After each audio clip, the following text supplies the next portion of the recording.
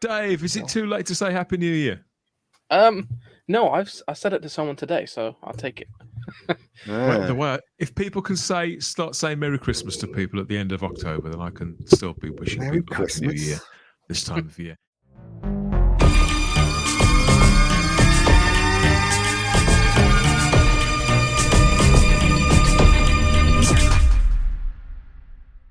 This is the Spacebook, where we talk all out there entertainment, pop culture, talk around movies, TV, comic books, and more, whether it's sci-fi or fantasy, horror, or just plain odd. It's on our radar and fair game for our panel to debate, discuss, and of course, to take the piss. I'm Dan Hadley, Birmingham's King of the Geeks. I've got Ian David Diaz, the Mega Geek, with me again. We've got Bristolian Dave back on the show too for the first time in 2024, and for the first time ever, Golden Age Geek himself, otherwise known as Goldie, sat there looking kind of sinister, a bit like a Bond villain with a cat on his shoulder. I don't know where to start. Let's start with you, Goldie, shall we? Welcome to the channel. Welcome to the show.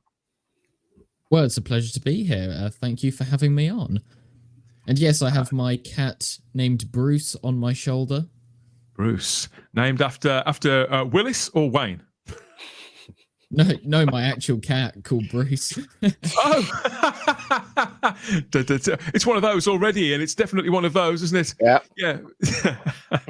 There we go. That's told me. How about you, Dave? What's going on with you? And have you got a pet there with you at all? And if not, why not? No pets in the room today. I do have 2 dogs, 2 rescues from Romania. Yeah, so a quick refresher, if you've chanced upon the channel, and we've had a bump in subscribers lately, so thank you for that. But this is where we dig into what we've been watching, listening to, or generally enjoying in out there entertainment. So, Dave, you're a big comic book enthusiast, aren't you? And a comic book creative too. Yeah. So I've got quite a comic collection, probably around almost 3,000 odd comics now. Wow, what the hell? Yeah. And I also delve quite deeply into the indie scene as well. Yes, so as a comic book guy, where do you stand on the whole argument that we could be approaching superhero fatigue with the translation of comic books to movies over the last 15 years? Yeah, there's a big fatigue on that. I think it's been hurried along due to the fact that the stuff that's been coming out recently has not been of top quality, shall we say. So I think that's definitely pushed the normies into comic book fatigue when it comes to the movies and the TV shows. Do you think that the normies find them interchangeable? I'm not really sure that's comic book fatigue. I'm pretty sure it's crappy films, crappy movies they produce, and it's got nothing to do with people being tired of the superhero genre. I think it's got a lot to do with how bad the movies are.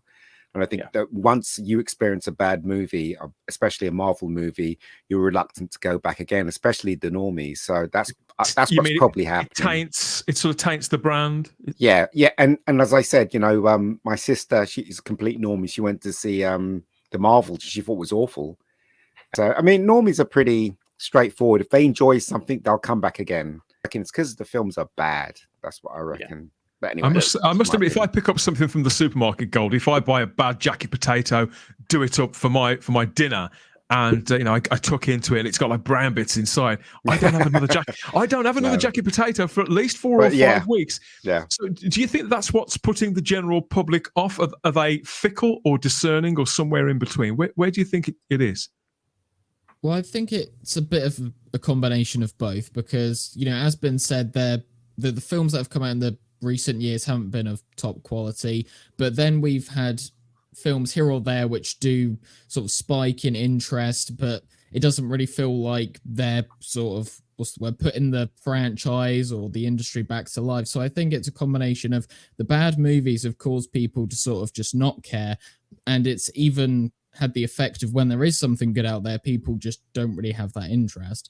So I think if it is to sort of be fixed, they're going to have years of just great movies all around. There can't be any dips again, otherwise people will just fall it. There has to be a sort of clean slate of just fantastic movies that really get people back into, the cinema.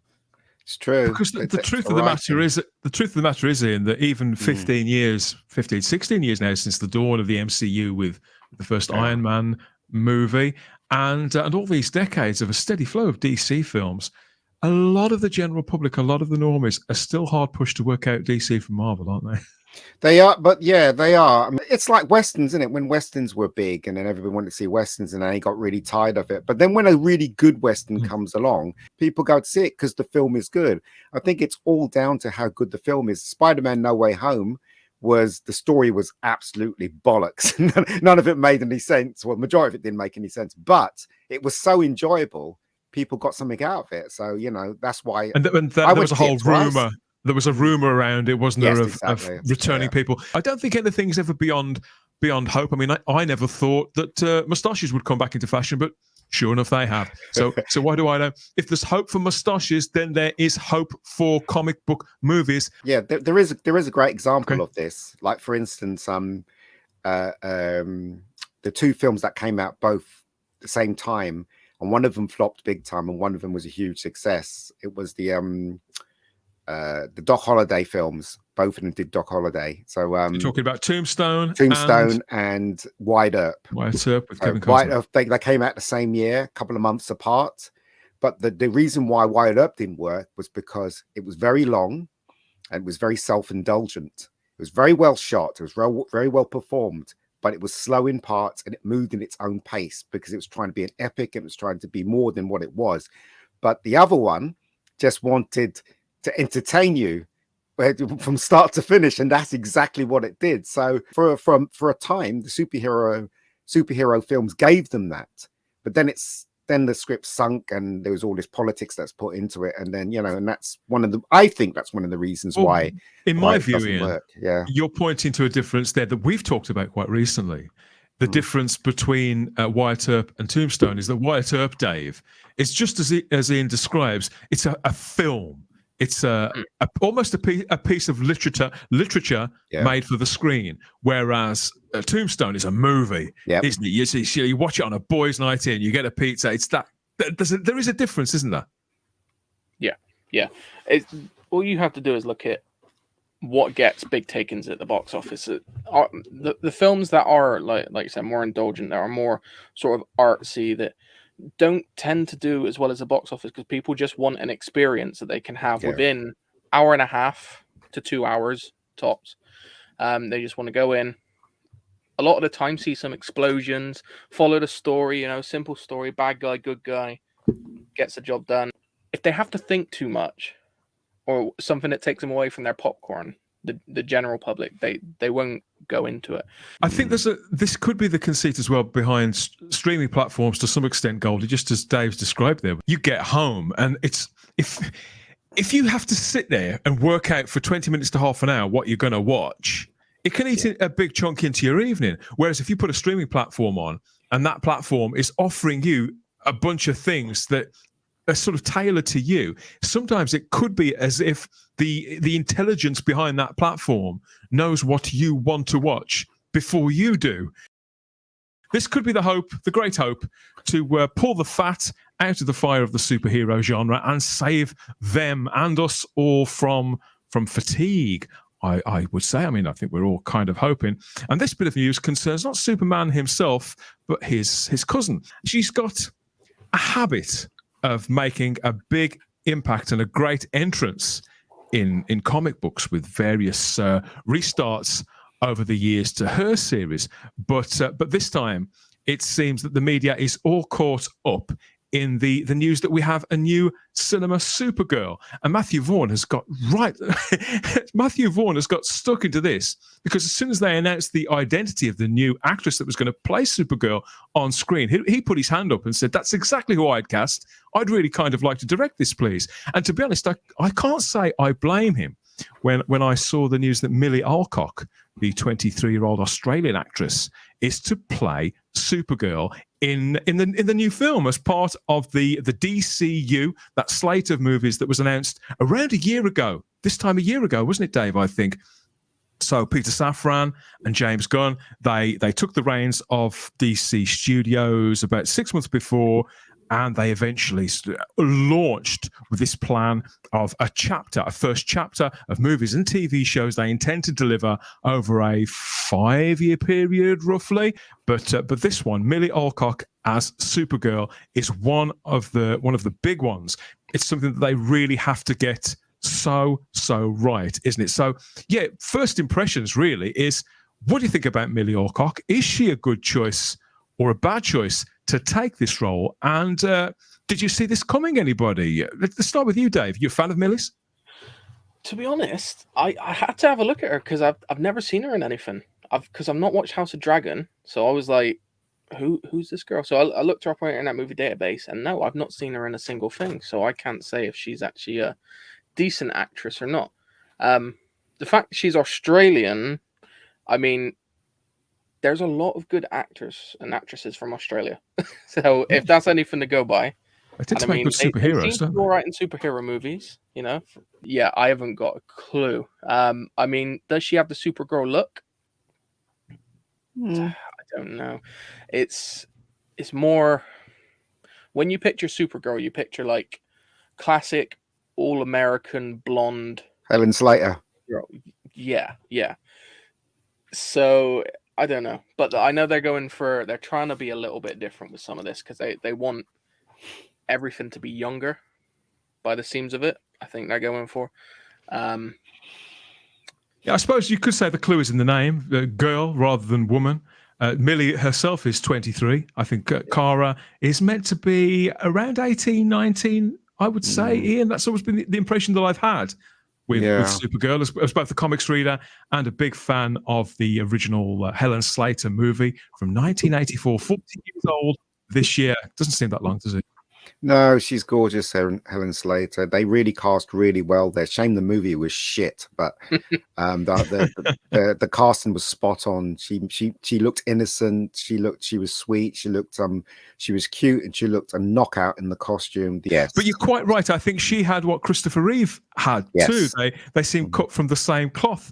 Almost. And although Supergirl has been on the screen since, there was Laura Vandernoot on the long-running Smallville series, and Melissa Benoist played Supergirl on television for a good 6 or 7 years, didn't she? With great success. It was a very successful show for most of its runtime.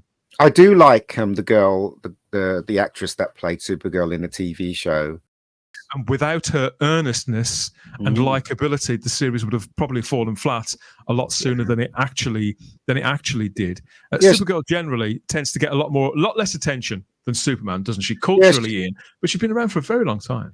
Yeah, she's the girl who played her in a TV show. She was perfect for the TV show. But obviously they don't want you to see any flesh, so they gave her tights for some unknown reason. Men are not allowed to look at women anymore for some stupid reason. But anyway, I mean, going back to the DC universe, I personally think they should just concentrate on the Superman film. Just make one standalone Superman film, see how that is with the audience, and then think about doing Supergirl and something else. Build it up like that, because that's exactly what Marvel did. They did the Incredible Hulk, and they did Iron Man. Incredible Hulk kind of flopped. Iron Man was a huge success, and then they built upon that. And I know why they're rushing, because we're talking about a huge studio here. We're talking about they have to do stuff before the turn of the tax year. There's all these kind of rules, and so you're stuck in that world where you have to kind of, when they say, oh, we have to have it out so and so, you have to rush it all and stuff like that. Unlike Marvel, who was an independent production company, that they could take their time and do it right. So I'm not really sure about the Supergirl film. I hope it's a success. I hope they put her back in the original costume, because this is the Supergirl that I know. Well, in fairness to Peter Safran and James Gunn at DC Studios, Ian, we have only one release date for the forthcoming movies, and even that's prone to move. I think Superman Legacy is the idea is it's going to be in cinemas for late June 2025, isn't it? So that's the only thing they've dated, and the only bit of casting past Superman Legacy that we have is Millie Alcock as Supergirl. And although James Gunn is keeping tight-lipped on whether Supergirl will be in Superman Legacy or not, he's neither confirmed nor denied. Obviously, it's quite a possibility. Where do you stand on Supergirl, Goldie? You know, are you a comic books guy? You're very familiar with the character. Did you watch the TV show? And do you think this is an interesting prospect? You know, that DC Studios are going to launch with pretty much their biggest guns, really, both Superman and Supergirl are characters that are steeped in decades worth of comic book legacy. Well, when it comes to the comics, I'm probably a casual reader. I'm not going to pretend like I'm, you know, I've read every single comic, because I haven't. I've seen both iterations of actually all 3 iterations that you brought up, but none of them have really blown me away, you know, in terms of their performances. I thought they're all right. The first season of Supergirl I thought was pretty good, actually, until the CW got their hands on it. But in terms of Millie being cast as Supergirl, I don't want to sound mean when I say that she has like a very mean face to her, and I feel like I'm being horrible when I say that, but she has a very striking face that feels like she's someone who would play kind of like a very angry character, or someone who's trying to dominate, not someone who's trying to like spread hope or anything like that. But I mean, I feel, because she's going to be in Superman Legacy, right? This is it's not confirmed yet. It's not confirmed yet. But even if you put that to the side, there's too many characters in this Superman film as it is, and as have you read the screenplay, Goldie? I haven't. How do we know there's too many in it? Well, because they've already announced there's going to be like the JSA. You've got Nathan Fillion as Alan Scott. You've got all these other characters. You've got to have characters in films, haven't you? No, but the amount they're announcing is, I think, too much. Well, maybe that's just for my personal taste, but I think there's just too many, and I think they are making the same mistakes as they did back in 2013, where they're trying to rush and they're trying to catch up with Marvel again, which I think will ultimately be their downfall again. I would, instead of proposing this huge 5-year plan, I would just say, right, we're going to focus on this one film, put all of our efforts into that, and then based on the reception to that, we'll build off the other films surrounding it. What I've come to realize recently, and I think this is something that is hard to accept when we get as deep into geek culture as we do, all of us, is that we know about this 5-year plan and this slate of films, but our section of the audience aren't actually the majority of the ticket buying public. And even though we know about Chapter 1 and the Swamp Thing film and all the other things that they're planning on doing, the general public have no idea that that's... And you know what? If you told them about it, if they read about it somewhere, they'll have forgotten about it a couple of months later. So to them, the only thing they're going to know and see is, the new Superman movie. That's really... They won't care about anything beyond that. If you pop something in a post-credits trailer, a post-credits scene, then they'll probably think, I wonder where that's going, to the exact same conceit as they did with the MCU. But all this stuff that we all know about and that we sort of sit and speculate about, they don't know. And to be honest, if you told them about it, they wouldn't care. You know what? I think the reason why they keep announcing this thing, like this girl's going to play Supergirl and so-and-so's going to play so-and-so. Well, they want us to back it, Ian. They know that the geeks, although we're not the bulk of the audience, we're the best cheerleaders for this stuff. And I think it's whether we're comics people, Dave, or whether, just as Goldie said there, whether we're people who've just always had an eye on the television, had an eye on the culture, we sort of cherry pick. I think they know that if they get us on board, we'll... Yeah, I think this is a guess. Maybe they're announcing these things so they can, at the end of the first movie, the Superman movie, they can put a little sting at the ending, like what Marvel used to do, and introduce them that. Because remember when we saw Iron Man, I literally went, great, that's great casting, when Samuel L. Jackson turned up as Nick Fury at the ending. So maybe they're planning to do that. Maybe they're going to show Supergirl at the end credits or whatever. That's why they're, telling you that this girl's playing Sue. I don't know.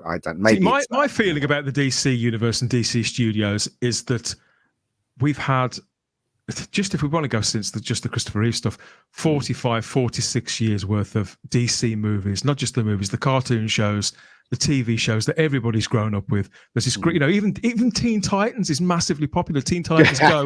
Yeah. There's now 10 years worth of kids who've grown up watching that.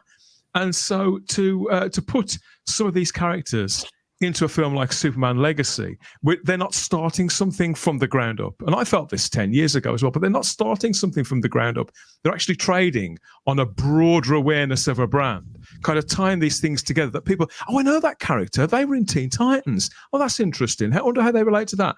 And so I really think as long as Superman is the focus of that film, I think it's something that people complain about on Twitter /X that nobody else gives a toss about. And when it comes to the movie, if he gets it right, if James Gunn gets it right, and he is pretty good at balancing larger casts, then you'll just be so swept along in the story. This is what I like about this casting. I watched House of the Dragon, and most of the cast of that were outstanding. There wasn't really a bad performance in the entire cast, but she stood out in particular. She looks almost, I think she looks almost alien, Ian. She looks unusual. And whilst I do think that the all-American thing with the flowing long locks of golden hair and the great big white smile and the hello boys kind of glint in her eye is one way to go. I think that this is absolutely another, and that if Millie is and I've only ever seen her in House of the Dragon, so I don't know how versatile this woman is, but I think that she could probably flip between those two things reasonably successfully. But I would imagine that just like David Corenswet is playing Superman, they're going to probably have this woman in the gym. I think she's. I mean, that picture there, she looks very feminine and very sweet there, doesn't she? I mean, there's an innocence to when Supergirl first started. There was an innocence to her. That obviously she's younger than Superman, although she's older than Superman. She was sent off first, according to the story. That's the USP to the story, isn't it? That's the relationship between the weird dynamic in that he is by our years he's older, so he's like 30 and she's like 19, 20, but she was supposed to look after him when he was a baby. And I think that when they do make this film, if they do make it and she's cast as it, I think she wouldn't be too bad. I think they could play on the teenage thing as well, because I remember watching a DC cartoon where they did play on the teenage thing, and she was very young, and she was making a little bit mistakes and stuff like that. So they could go that way. James Gunn is somebody. I know that did you rush out to see Guardians of the Galaxy 3? You tend to be a big defender of that. You like that movie? I liked it. You seem to like James Gunn's stuff. And if he is if he's the creative steward behind all this, does that not make you feel more secure? Because whatever you feel about the broader culture, James Gunn seems to exist outside that, and they let him get away with things that they don't other directors. He's still under the command of Disney, right? There's always a bigger boss. Yeah. Exactly. And plus the fact that the question you got to ask yourself, no matter how good a director is, right? And James Gunn's a pretty good director and pretty good writer. Is he right for the project? Is he the right person to direct the project? So I don't know. I really don't know, because you've seen his humor in the films that he's made recently. Is that right for something like Superman? Or I personally think I want Superman back to where he was supposed to be, like, Truth, Justice, and the American Way. I want to be Superman all American. Absolutely. I want to see the colors back. I want his bloody pants back as well, for God's sakes. Bring back his pants. I want the whole film to be about Superman. I don't want it to divert and click. No, I agree. The actual story must be. I maintain Lois Lane is just as important a character in Superman as Superman. If you get that wrong, then you haven't got a film. I'm not a massive fan of James Gunn, Dave. I can take him or leave him, to tell you the truth. And particularly his brand of humor. Sometimes it's far too much for me. I think he understands why he latched onto those characters in the first place and what the punters like about them. And hopefully, my hope is that is why he's been employed. So the idea is that they're going to adapt a relatively recent Supergirl story for her solo film, which is called The Woman of Tomorrow, which I've never read. Have you ever read that, Dave? No, I've not read that much DC. I'm more Marvel, so yeah, I am a DC man. Get it and read it. How recent are we talking? Like, it was from only around 3 or 4 years ago. It was written by Tom King, who again isn't a writer that I particularly like. And it's set in. No, I really don't like it. That's why I gave it a pass. That's why I gave it a pass. And when I saw the artwork, I wasn't impressed either. But it was a maxi series, so I think it ran for 8 issues. And I know that Tom King is involved in the they call it a writer's room, in this sort of creative hub that they've got for DC Studios. But generally speaking, they haven't actually hired a specific set of creatives for each project yet. And that's where Matthew Vaughn's come in, because they spoke to him about it this week, and he said when he, as a director himself, if he's given a project to work on, he prefers to, if somebody gives him a superhero film, for example, and says, you know, here you are, we want you to make a film of, for argument's sake, Storm, and they come with somebody already attached to it. He tends to, he loses interest. He wants to cast the person he'd want to play Storm rather than somebody who's already attached to the project. He's not going to get that chance if he's working for DC. Well, this is what he was talking about, because he said that when he heard that DC was starting afresh again, at the time he was watching House of the Dragon and turned to his co-producer and said, you know, if I was working at DC Films, I'd cast that girl as Supergirl. And given the fact that they've cast his choice as this character, he's saying, okay, now I'm interested, because apparently they have approached him for numerous projects, and he's backed away, because I think they spoke to him, Goldie, about The Flash, but he didn't. He said if he was going to do it, he'd want to recast the role, but they insisted on Ezra Miller.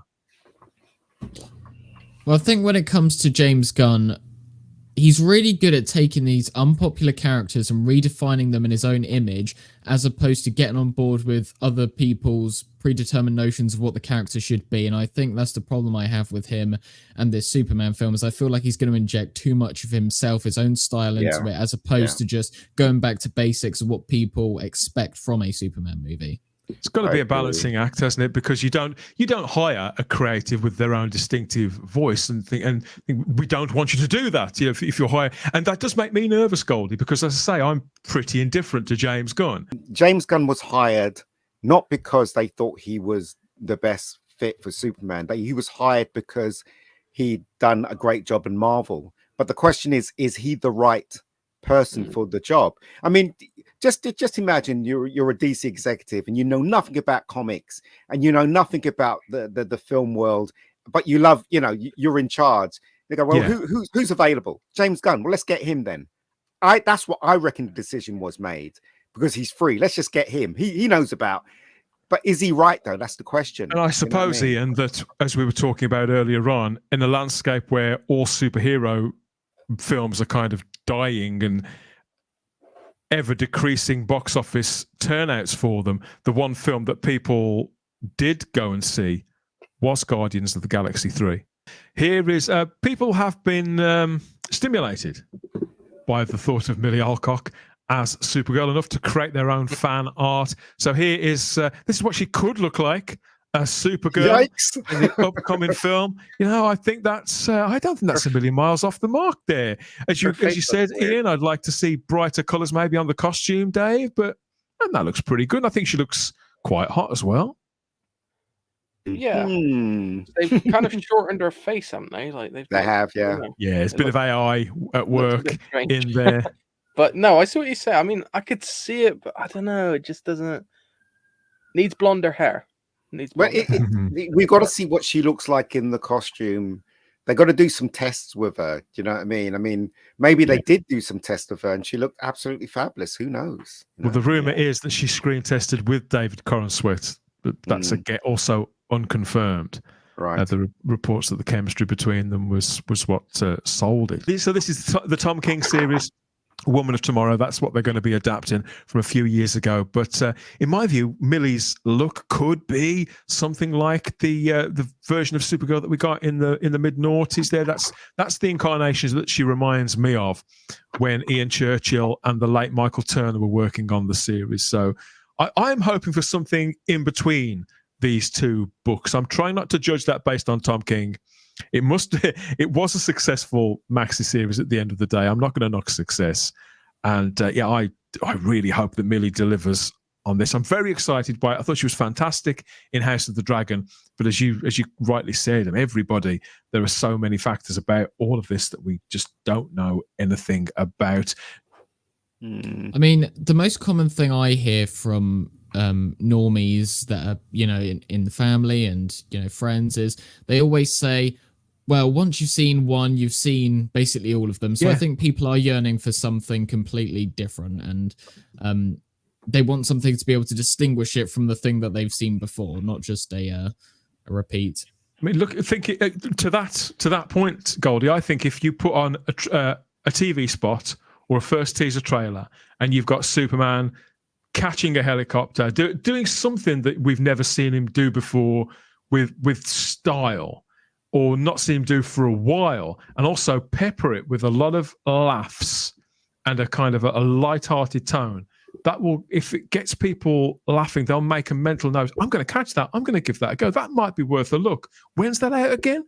It's Also, I think, right, what they should do as well is just like Top Gun 3. I remember I was in Texas 2 years ago when Top Gun 3 came out. And after I came out of the cinema watching it in there, I went for a slash, right? And when I was coming out, this old guy was waiting to go in, and he went, "That was a great film." He goes, "Yeah, real true American movie." You know what I mean? He was like going on about, because it was, if you look at that film, and so that's what's missing. This is the thing. If they pushed it a bit about the American, the American standards and all that, the truth, justice in the American way, I think that's what was missing from the last Superman movies for whatever reason. I think if they push some of that, because the Americans are really, really into that kind of stuff. If they push that, maybe that might help as well. I don't know. I think one other thing, and going back to what Goldie was saying, is like, a lot of people that are going to go watch this movie, this is going to be the 5th, 6th, 7th iteration of Superman that they've seen. Like they would have seen so many versions of this character. I think the main thing that's going to make this a success or not is Superman himself. They need someone who really, that the audience can click with, that they can actually latch on to. Kind of like they did, mostly the Snyder people, with Henry Cavill. Like, people were so gutted when he stopped playing Superman.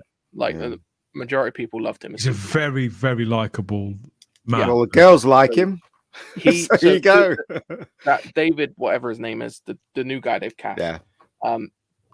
He needs to have that. He needs to have that likability. He needs to have that fan. I think it's more than manly. I think it's more than that. I think it's a relatability. The women need to swoon. The men want to be him. That's right. Because that's what is missing from cinema. Even though Superman, when Henry Cavill was playing him, looked like a miserable bastard. Yeah, you did get the impression that Henry Cavill was having a good time playing it, and that transmitted somehow through the density of that material. Yeah. And when you see somebody having a good time in a role that they believe in, you can't help but respond to that. I think that's what it was. But I also think people waited a long time on Henry Cavill and felt that it took a long time for him to hit pay dirt through no fault of his own, and that there's some sort of injustice there that ties in a little to the culture war. So I think some of it is people. I think some of it is people arguing from a political position rather than from a reasonable position of being a consumer of something that is a populist cinematic experience that's meant to be for the general public. I think people use it as a campaign, if you like, because they either don't like James Gunn or they don't like or they want to see more Snyder movies. It's sort of about something else. There's a lot of I think Henry Cavill has always maintained his dignity throughout all of this. He made no secret of the fact he wanted to carry on playing that part, and good for him. But when it was a polite refusal, he didn't sit around bitching about it the way some of these arseholes are on Twitter. He just accepted it and went off and found something else, which he is, if not equally passionate about, more passionate about. Good for proving his mettle and the fact that he's a grown man, Dave. Yeah. Well, he's gone. Is it Amazon? I think who's signed him on to do the Warhammer adaptations. Like I'm pretty sure they've made him. I think they sort of they snapped it up and snapped him up because he's a full on geek. It's not fair. Like, he looks like that and he's as geeky as me. It's not fair. It's just not right. All right, you can't look that good and be a giant geek too. Yeah, Henry. Yeah, honestly, he's faking it. I know it. But it's his passion for the roles he takes. Like, I think that's why people, like you said, that's why people gravitate to him. Because if you love the role that you're doing, if you throw yourself into it, you can tell.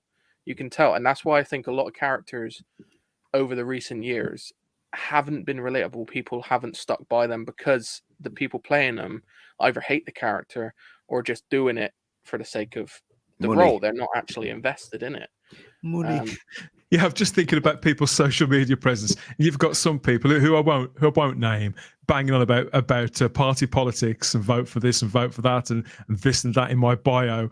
And there's Henry Cavill on it, who does use social media, saying, "I've just painted up this little figure, this little goblin dude. Cool, isn't it?" Yes, it is cool, Henry. The attention for him is he put a computer together. He put on a I vest saw that. and he put a computer together. The amount of attention that got him was ridiculous. The female geeks were all over him. The male geeks were like, and I can Dave, do that, but this I is don't my look as point, good. though. It wasn't just the geeks either. That signal was received by normies. That general social media users who aren't dialed into either the pop culture or the culture war. Just, oh, look, it's that bloke from the Tudors. It's that bloke from Superman. It's that bloke from whatever. And look at him look at him doing this. And it was that kind of, but movie stars, they don't do this, do they? Great big beefy hunks, they don't watch this stuff, read that stuff, play those games, do they? So it was pitch per, and I don't think it was a PR exercise either, Ian. I think he did that simply because he was having fun and wanted to share it with everybody. No, he is a geek. I mean, he had a nickname when he was at school. He didn't look like that. It's the normie factor. Hopefully it works for Millie Alcock as Supergirl. I say I'm not seeing an announcement from the DCU that I'm not liking as of time of recording. Obviously that could change quickly, but then again, I don't expect to get absolutely everything I want and like. It's all fine. But let us know what you think in the comments section about Millie Alcock as Supergirl, and where do you sit with the DC studio slate as it sits currently. How about we look up an old film? Quite literally. Yes, so this week on Sky Max in Great Britain, and it's on Peacock in the States. This has been launched. So this is a TV series spinning off or spinning back, really, from the successful 2012 movie Ted and its sequel. Now, this was produced, written and directed by Seth MacFarlane back in 2012. The Family Guy guy, the Orville guy, the American Dad guy. Project after project after project. For a time, Seth MacFarlane could do no wrong. I wouldn't say he's fallen out of favour, but the tide may have turned a little bit. Things have gone a little quieter. I was surprised that he was going back to Ted, but then again, it could be a sensible move, Ian, because that movie back in 2012 was a massive, massive hit, wasn't it? So it starred Mark Wahlberg, and so much so with Mila Kunis. Was Mila Kunis in that first one? Yes, she was. And then there was a sequel a couple of years later, then again with Wahlberg and Amanda Seyfried, and both of them were a lot of fun, weren't they? But he's gone back to it for this prequel TV show to those movies that's set in the 1990s, and it's all dropped on Peacock. I've taken a look at the pilot. So what did you think, Ian? Have you had time to sit and watch this? Yeah, I have. I mean, I didn't laugh that much. There are the few lines that I giggled at, but it was entertaining. I wouldn't say that I would go out my way to watch each episode. I did like, he tried to make like a sitcom, you know, the shots of the house and everything, and the little music shots, and stuff, and stuff like. Tried to make like a sitcom and stuff like that. It's a weird hybrid of an old sitcom and a current sort of streaming platform show, isn't it? Yeah, but I mean, I thought all the characters were interesting. I wasn't bored. He was heavy with the politics. With he was trying to say that this is rubbish what they're doing now, and this, you know what I mean, by using very subtle, wasn't it? Yeah, what's her name? The niece, is it niece? Blair, the niece character. Trying to use her as a sounding board of what's happening today, which was interesting, I found, and I just found the whole thing amusing. I will go back and watch the rest of it, but it's not the kind of thing I would literally go out my way. As I said, right, it just blows my mind how they do this. I don't know how. I mean, obviously it's CGI, but those actors, you never question that he's not there. No. Do you know what I mean? Never. Never. I wondered that as well. The scene in the principal's office, with Penny Johnson Gerald. There was the principal of the high school. I thought, how can she keep a straight face? But she was keeping her exact eye line, obviously, with the character. I agree with you. I mean, this looked impressive in 2012. Yeah. I really did enjoy that movie. It's something I haven't watched for a few years, Dave. And I did wonder, oh, come on, because the second film didn't do so well, did it? People were kind of over Ted. Is this going to work again? But I think what McFarlane's done quite cannily here is to tap into the present wave of 1990s nostalgia. Yeah, and I absolutely loved it. If I'm honest, it was like the comedy, like it's very like a lot of it's very lowbrow, a lot of it's very old school comedy in like from the night, like similar to the 90s, and like even the first midget joke. Can we say midget on here? I don't know. That was part of the joke. Yeah, of course you can. Yeah.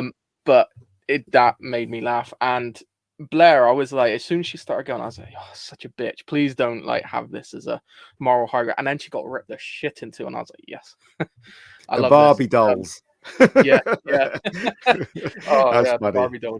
I felt that opening episode it's 50 minutes, the opening one, and the other ones are a little shorter. They're around the half an hour mark. And I did feel there was some fat on it, Ian. I thought it was a little slow in places. But I did appreciate the fact that, as you said, they bring out these kind of standard sitcom character templates, and then I wouldn't say they turn them on their head exactly, but they start to peel away at them, don't they? Each of the members of that family have got the mother, the father, the cousin, John himself, who's the character that Mark Wahlberg plays in the films. And the beauty of this is I do think you can watch this having not seen the films, and it's absolutely fine. It's very clear what it's meant to be. You've got, as I say, you've got this sort of nostalgia thing for people who were there, who remember the 90s, or maybe look back on old music and old console games from the 90s, for example. But you've got some really broad comedy that it does seem, Goldie, that no one other than Seth MacFarlane and Ricky Gervais and Dave Chappelle actually have the balls to tell jokes anymore, do they? Now, did you catch this, or are you aware of Ted? And what do you think of Seth MacFarlane generally? Well, I'm one of those people that you mentioned. I haven't seen the Ted film, so I was, coming into. I mean, to be fair, I only saw this because you asked me to, and I wanted to take a look because of that. But when it comes to Seth MacFarlane, I'm a big fan of Family Guy, that sort of comedy that he does in that. But as I say, I didn't have that hook to bring me into the series because I hadn't seen the films, and I appreciated the production, of course, the 90s throwback. I am kind of a sucker for those sort of films that do go back to certain time periods and lean on. So Golden I did appreciate Geek. that. Is the clue in the name, Goldie? And I appreciate just on a production standpoint of how they actually did the episode. And I don't want to linger on this because I don't want to seem too negative about it. But Seth MacFarlane comedy, it works sometimes. I appreciate the Family Guy because of just the uniqueness to it. But my problems with this is kind of the problem I have with films like Deadpool. I feel like the comedy is, and I get it, it's a comedy series, so it does take the stage. But my kind of taste when it comes to comedy, and especially with live action comedy, because as I explained, Family Guy is a little bit different, is I prefer just a straight story to play out, and then the comedy sort of sprinkled in there as opposed to making up the entire story. But I get that's subjective, and a lot of people would prefer I think that's the difference between comedy drama and straight comedy, isn't it?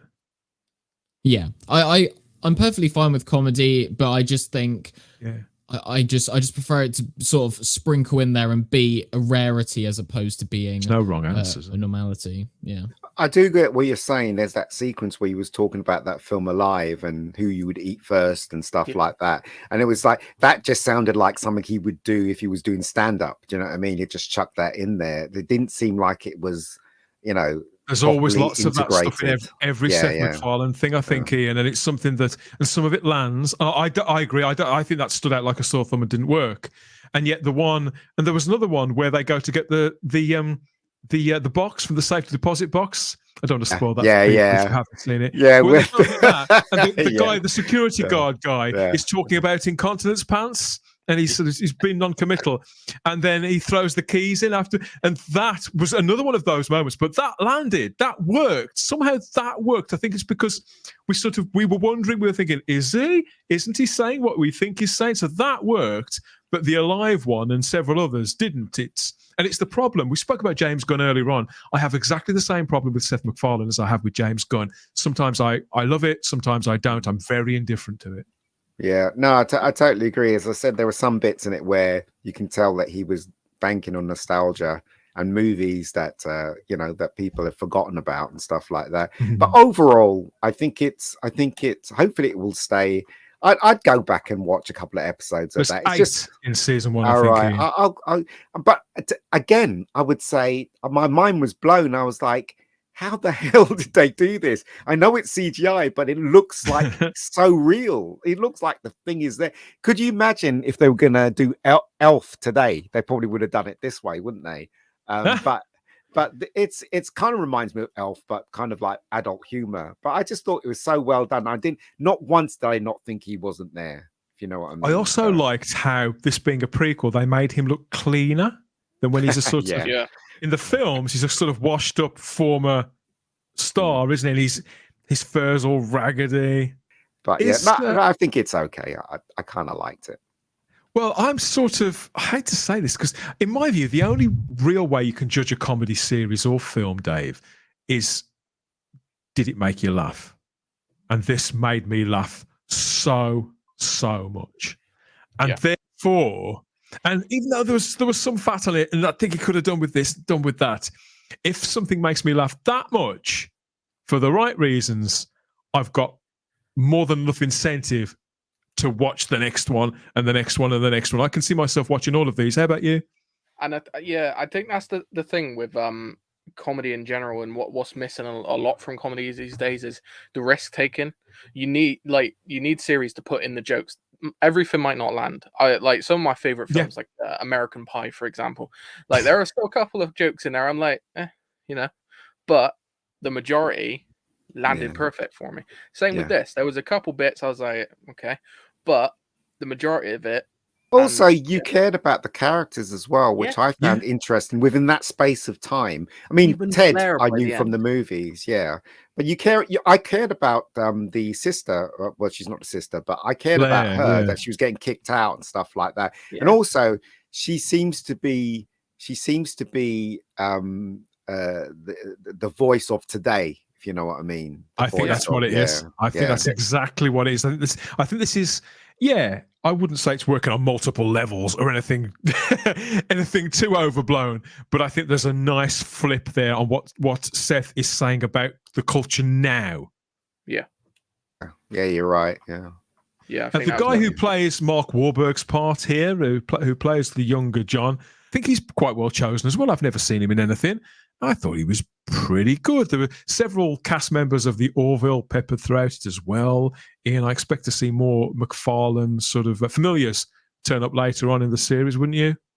Yeah, definitely. As I said, he always seems to work with the people that he likes working with. So yeah, as I said, I'm going to tune in. The next one. Yeah, I'm going to watch some more. So I think the only thing that's really sort of encouraging me to watch more is sort of as has been said already, the sort of edgy comedy and the fact that the people making it do put in those things which make you go, ooh, as opposed to just hearing jokes that feel very safe and not like they're taking risks. So I think for that reason, I may check it out just so I can see those very rare comedic moments that we don't really get nowadays. So I think that's something I'll appreciate. Dave, I think you hit the nail on the head earlier on when you said about modern comedy just doesn't make us laugh. And so when a series like this turns up, and it may be a bit crude, I think that Seth MacFarlane has a lot of affection for this character that he created. But I do get the impression that this is just a first pass on something, and that the format will be refined. And so that's what's going to keep me watching. I think it's going to get better and slicker. This has been in his head. And he's just sort of gone. It's been sitting there for years, I think. That is Ted. It's over on Sky if you're in the UK, and Peacock if you're in North America. There, let us know what you think of that in the comments section. I am still watching. So I've put Ted into the cycle now. I'm going to be watching those. I'm still halfway through Reacher season 2. So, and the reason why I'm taking so long to watch this is very deliberate on my part, everybody. I'm enjoying it so much. I just don't want to run out of episodes of Reacher. No spoilers. I haven't started it yet. You'll never get any spoilers from me, mate. I hate spoilers, but I've got 4 episodes left, and there's just that relief, Dave. Happily, I can say this isn't any kind of spoiler. Nothing is watered down about Reacher season 2, and when I have watched all 18, we'll have to do a full season review of it. But I can't stress enough how this has been. Well, it's the highlight of my viewing schedule at the moment, and real action hero for modern times at a time when we thought, Goldie, that heroism was becoming a dirty word. Yeah, I personally haven't seen Reacher, but I've been recommended it by a lot of people, so I guess I'll have to check it out. I've seen a few clips that just make me go, "Oh, that's cool, that's cool." So I've got a bit of encouragement on that level. Talking about cool, everybody, talking about cool. The king of cool, or certainly one of the kings of cool, for me as a kid, he pretty much was the coolest man in the entire world. And a couple of days ago, we heard the sad news that Carl Weathers had passed away. Age 76, the American actor, director, and former football linebacker, whatever a linebacker is, I've never been entirely sure, Ian, died on Thursday. He passed away peacefully in his sleep. And as you would imagine, there have been plenty of tributes from the world of sport and entertainment, as well as the fan base. It seemed for a very, very long time that fans of Carl, who grew up watching him in his most famous role as Apollo Creed in the Rocky films, I'm talking about, it seems like we were starved of Carl Weathers on the big or the small screen for a very, very long period of time. He came back in 2019, didn't he, as one of the stars of Disney's first Star Wars TV show, The Mandalorian. And it does feel like just when we get him back, Ian, we've lost it. We've lost him again. Yeah. What can I say about this guy? He was destined to be a really big superstar, and for some reason, his journey got cut short. We don't know why. I mean, Action Jackson was a huge hit. Nobody can understate that movie. It was a huge hit. Yeah. And yet they didn't make a sequel to it. Now, there's the question, right? Because he was on the rise, and suddenly they just didn't make a sequel to it. So I don't understand what happened there. It's a shame, really, because he got pushed. He'll always be remembered as Apollo Creed, obviously, but Action Jackson was a 1988 movie, a vehicle, wasn't it, for Carl Weathers, who at the time he was still only in his late 30s, still a young man. He played Detective Sergeant Jericho Jackson. Would you believe, Dave? You've seen this one, I suppose, haven't you, Dave? I've not. Haven't you? I don't even think I own this. No, I know. I was looking at it when he passed away. I was like, well, I know him obviously Predator as Apollo, but I was looking into it. I was like, there's a lot of stuff he actually did that I've never seen. Like just after this, he did like a TV series as well called Street Justice. I was like, yeah, what's that? And it's got like Will and Grayson. I was like, it's a thing that I've never seen. Lots of stuff. Yeah, went for 2 seasons. I was like, 44 episodes. I've never heard of it. It's surprising actually when you look into these people how much they've done that you just don't know. Action Jackson was a film that came along in the wake of Predator. Obviously had a part in the Arnold Schwarzenegger, John McTiernan movie Predator, in 87, wasn't it? Yeah, several key players. I think it was the stunt coordinators and things like that from Predator went on to work on this movie. Action Jackson was successful at the box office, but got tons of negative reviews. It grossed 20 million off an 8 million budget and made another 45 million on VHS sales, Ian. That was when VHS was booming, wasn't it? Absolutely. And this was exactly the right kind of film. And more to the point, it starred an actor that everybody loved. Yeah, it's a shame, really, that it didn't boost his career. I really don't understand why they didn't make a sequel to this film. It's puzzling. I don't understand what happened here. Maybe he pissed somebody off. I don't know. But it's a shame he didn't move forward, as I keep saying. So, and he was great in Predator. Got his arm shot off. He was fabulous in Predator. But then again, I think Carl Weathers was fabulous in everything. He seemed to just bring his A game to everything that he was doing. And it's difficult to stand out in a film like Predator when you're stood next to Arnold Schwarzenegger, but he absolutely managed to do that. He managed Yeah, he got the John Hurt scene in Predator in many respects, didn't he? Because that's the scene that people talk about. The guy gets his arm blown off. But why would you go around in the jungle just wearing a vest? That's the question you got to ask yourself. Isn't it? That's the question you got to ask yourself. But there you go. It wasn't the strangest thing that Carl Weathers was ever asked to wear as part of a movie role, particularly when he played Apollo Creed in the Rocky films. Oh yeah, first appearing in the very first Rocky movie in 1976, believe it or not. Now, when I was a kid, discovering the Rocky movies. Typically me, I watch them out of sequence, and so I think I saw Rocky 2 first, and then 1, and then 3. But this particular character stands out. It's that difference we were talking about earlier on, Ian, between film and movies. The first Rocky in the franchise, if you like, is absolutely, it's a film. It's not necessarily a movie, but the others probably are movies. He's not the villain of the piece. He's not even the man you love to hate. He's a fully rounded character that you absolutely love. Every scene, and I think that's one of the reasons why that film is so great, is that when the star's not on screen, the actual star whose name is above the poster, Carl Weathers is, and because he's just as good as Stallone is in that film, the entire thing is a joy to watch. It's riveting. Yeah, I guess. I love the Rocky films. Well, I thought he was definitely the villain of the piece, wasn't he? In Rocky, it's only technically. Rocky. Yeah. But he was very arrogant as well. He didn't take Rocky seriously, and then Rocky got into. But the thing I liked about the Rocky series was that they ended up being friends in the third one, which I loved. I loved that he trained Rocky. Growth of characters. Yeah, exactly. I'm not really familiar with a lot of work that Carl Weathers did.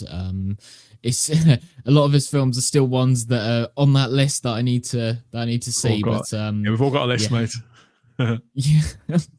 But no, I look forward to seeing all the movies that he's done, because he's very highly regarded, and what all the kind words that you fine folks have said. But unfortunately, I've never had the pleasure of growing up with him or anything. But it's sad to see that another legend has unfortunately passed away. He was just as much of a class act as Grief Karga, the name of the character in The Mandalorian. Here he is with Gina Carano and The Mandalorian himself. And Pedro Pascal and Gina Carano have both given tributes to Carl Weathers in the last couple of days, as has Jon Favreau, who seems devastated. There've been tributes from the Star Wars world, but also from Adam Sandler, who was his co-star, his lead in Happy Gilmore in 1996. This was a film that kind of brought Carl Weathers a little bit back, because you're quite right, Ian. He kind of disappeared off into TV, didn't he? And started to do sports commentating and things like that for football in the early to mid 90s. Then he turns up playing this character in Happy Gilmore. So this is Adam Sandler's proper big breakout comedy, wasn't it? I'd say the character of Chubbs, who was a golf legend, who was teaching Happy how to play golf in a similar way to Mickey did to Rocky in the original Rocky films. Yeah. This film is so much fun. At the time, I took a dislike to this because I was quite protective of the actors from the films that I loved when I was a kid, and I thought that this was sort of taking the piss out of Carl Weathers and a bit of an indignity at the time. But when I watched it a second or third time, I got it that it was affectionate, and it kind of won me over. Yeah, so Adam Sandler has paid tribute to Carl Weathers, but quite naturally, the main person that people want to hear from out of all these tributes is Sylvester Stallone. And I'm not going to attempt to do the voice, so here's Sylvester Stallone on Carl Weathers. It's an incredibly sad day for me. I mean, I'm so torn up, I can't even tell you. I'm just trying to hold it in, because Carl Weathers was such an integral part of my life, my success, everything about it. I give him incredible credit and kudos, because when he walked into that room and I saw him for the first time, I saw greatness, but I didn't realize how great. I never could have accomplished what we did with Rocky without him. He was absolutely brilliant, his voice, his size, his power, his athletic ability, but more importantly, his heart, his soul. It's a horrible loss. And I'm standing here in front of this painting because it was probably the last moment we were ever in the ring together, and I'll never forget it. He was magic. And I was so fortunate to be part of his life. So, Apollo, keep punching.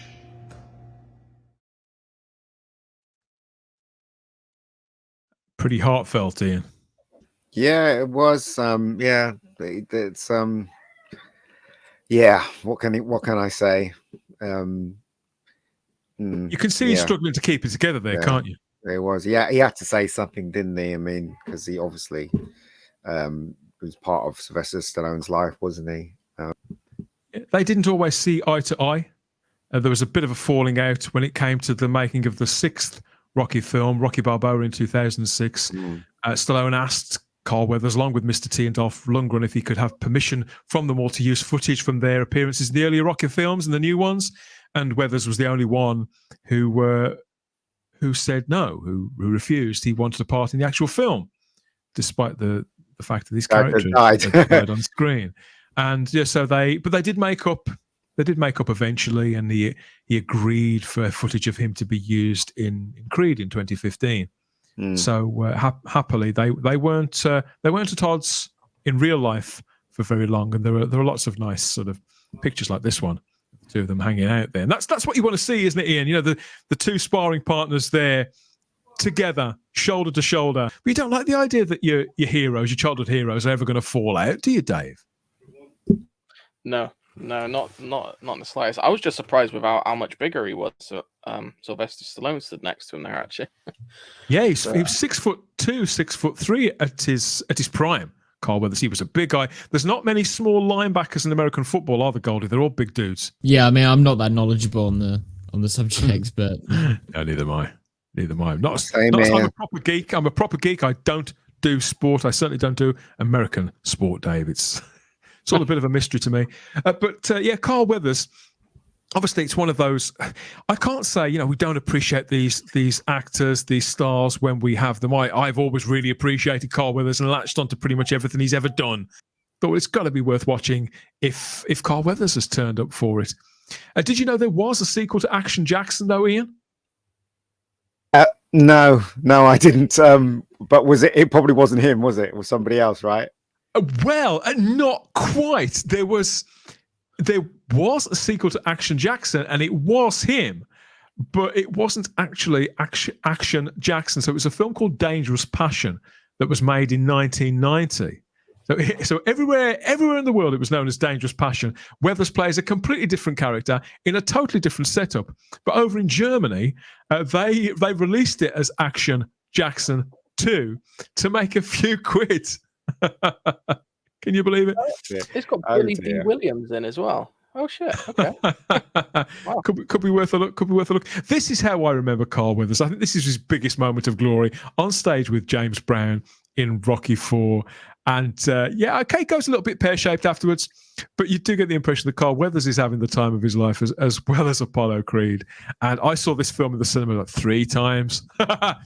And even now, I think it's absolutely electric. Though, how fast that man could move. I was one of the lucky ones who was able to go back and watch them all because they had already been released. They already had all the fanfare and everything, so I could go back and actually experience the full thing. I didn't have to wait sort of years between movies, which was nice. But yeah, they are some of my favorite movies, the Rocky movies, even the shitter ones. And yeah, it's nice that sort of Stallone's still making them as well in terms of like I do like the Creed movies as well. So do I. How about Happy Gilmore? Any Happy Gilmore fans? Oh yeah, yeah, seen this very one? Funny. Love Gilmore. Again, another film that did brilliantly, particularly on DVD. I think this is a good. Is it a family comedy? It's a very silly film, isn't it? So I think you can watch that in practically any company. Yeah, I watched all the Sandler films when I was a kid. They didn't do me any harm, I don't think. Well, I don't know. That's debatable, I suppose. But yeah, the jury's definitely out on that one, Dave. The jury A lot of people jury's like out. to rail on him, don't they? I mean, what seemed evident is that his movies does sell. That's why Netflix has done a deal with him. So he keeps making movies for Netflix, and people do watch it. Yeah. So, but a lot like, of press like to rail on him for some reason, which I don't understand. like older comedy actors these days, he's starting to get into more serious film as well, which is Yeah, he's got one coming out, isn't he? Where he's in space or something like that. He's the only man in space. Yeah, he's got one coming out. As far as I can tell from the trailer, he's in space and he's like a lone astronaut, and he sees this creature that's talking to him or something like that. Whether it's in his mind or whether it's really there, I think that's the premise. I think so. Adam Sandler in space. Yeah, there you go. Whatever next. Rest in peace, Carl Weathers. This man genuinely lit up the screen during my childhood. The Rocky films are unimaginable without him. In many ways, I think the 80s in particular are unimaginable without him. As I say, not a sport fan at all. I understand that he did a lot of commentating and things like that during the time he wasn't making movies afterwards. And I'm genuinely going to miss him. I think, entertainment, the big and small screen now, since his appearance in the Star Wars series, The Mandalorian, I think it's going to be a lot worse off for not having Carl Weathers on it. Which roles of Carl Weathers are your favourites in the comments section? Was it the guy that he played in Predator there, and that the John Hurt moment, as I described it, did that stand out in your childhood the way it did mine? Or is it simply Apollo Creed, the unforgettable master of disaster, the king of sting there, as personified by the late, great Carl Weathers? Guys, thank you so much for your company on this one. Another Week in Geek, all wrapped up. But if people want to hear more from you, Goldie, where can they find you? Well, first of all, thank you for having me on. It's been an absolute pleasure. But if anyone does want to find me, my channel, same name as you see on the screen here, Golden Age Geek. And as we approach May and the new season of Doctor Who comes out, I'll be discussing that a lot more. But in the meantime, I think I'm going to go back to past stories and give my thoughts on those, and do probably some long-form analytical videos. I've just recently watched all of the Halloween movies, so I think I'm going to do a deep dive on them, because I thought they were an interesting watch. Yeah, good stuff. And we'll make sure there's a link to your channel in the description too. Go and find him you're on X as well, aren't you, Goldie? Yeah, pretty much everything. You'll be able to find me.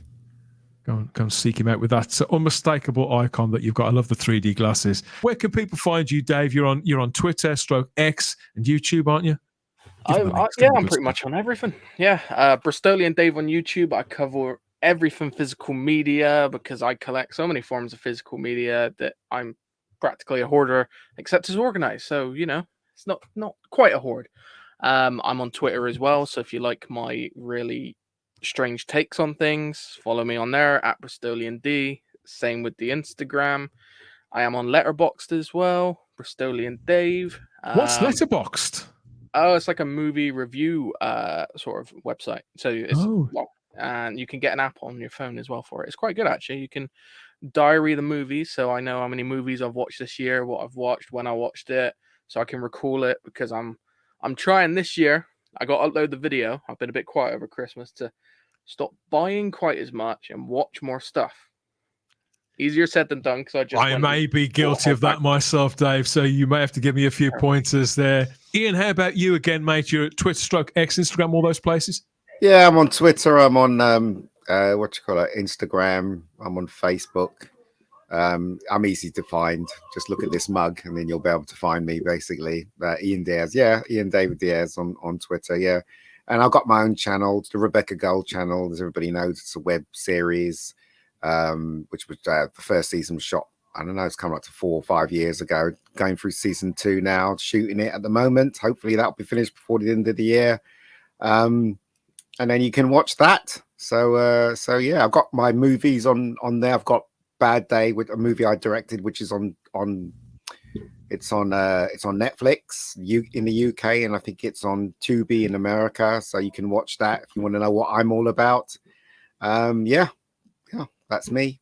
It's me in a nutshell. An irresistible offer for them, Ian. Can't There wait you to see more of Rebecca Golty. You did give us a bit of a sneak preview on Type 40 last week, didn't you? After hours. So sort of got a fair idea what's coming. It's yet more good stuff. And you can reach out to me through Instagram and X. I'm there as the Spacebook, wheezing and groaning, ranting, raving about all things geeky inside and outside of the TARDIS. Let me know what you think. Satisfy my curiosity. And you can do that in the comment section here too if you want to have your say about the topics that we've covered on this edition of the show. So let's have your tributes to the late, great Carl Weathers. What do you think about Millie Alcock as the new big screen Supergirl there? And have you caught the TV series Ted yet from Seth MacFarlane? Did it make you laugh the way it made Dave and I laugh? Or are you a bit more reluctant in the way that Goldie is? Or are you on the fence like Ian is? Let us know in the comment section.